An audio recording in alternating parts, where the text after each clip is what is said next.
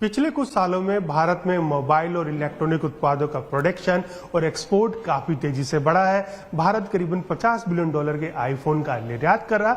इसके साथ साथ इलेक्ट्रॉनिक और मोबाइल दोनों का जो एक्सपोर्ट है वो करीबन 4.25 लाख करोड़ रुपए के पार पहुंच गया। तो सरकार ये चाहती है कि आगे भी इसके अंदर गति बनी रहे।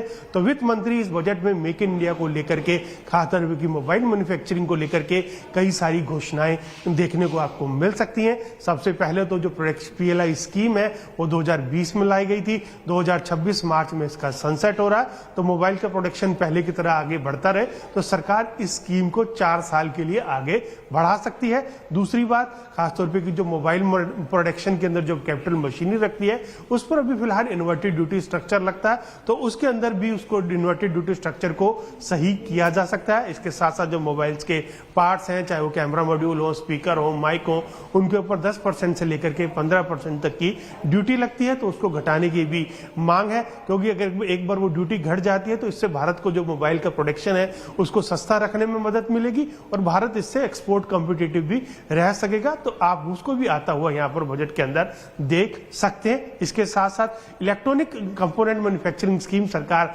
लेकर के आई थी। इसके लिए सरकार ने करीबन 22,000 करोड़ रुपए का बजट रखा था, लेकिन उस बजट के जो मुकाबले सरकार को जो आवेदन मिले वो काफी ज्यादा थे। तो सरकार ये भी चाहती है कि इलेक्ट्रॉनिक मैन्युफैक्चरिंग को बढ़ावा मिले। जो $100 बिलियन का 2030 तक का लक्ष्य है उसको पूरा कर लिया जाए। तो इसके लिए इलेक्ट्रॉनिक कंपोनेंट मैन्युफैक्चरिंग स्कीम है उसके बजट में भी आपको बढ़ोतरी होती हुई देख सकते हैं। उसके अंदर जो बजट है उसका पहले के मुकाबले बढ़ा करके दोगुना किया जा सकता है। तो ये लॉन्ग टर्म प्लान है जिसको लेकर के सरकार आगे बढ़ रही है। इसके अलावा आपको सेमीकंडक्टर के लिए भी कुछ बजट आता हुआ देख सकते हैं। डिजाइन लिंक इंसेंटिव स्कीम भी सेमीकंडक्टर के लिए हम आती हुई देख सकते हैं। तो ये सारे वित्त मंत्री इसके ऊपर काफी सारी चर्चाएं ऑलरेडी हो चुकी हैं। तो हो सकता है कि वित्त मंत्री की तरफ से बजट में आपको मेक इन इंडिया को बढ़ावा देने वाली ये घोषणाएं होती हुई दिखाई दे।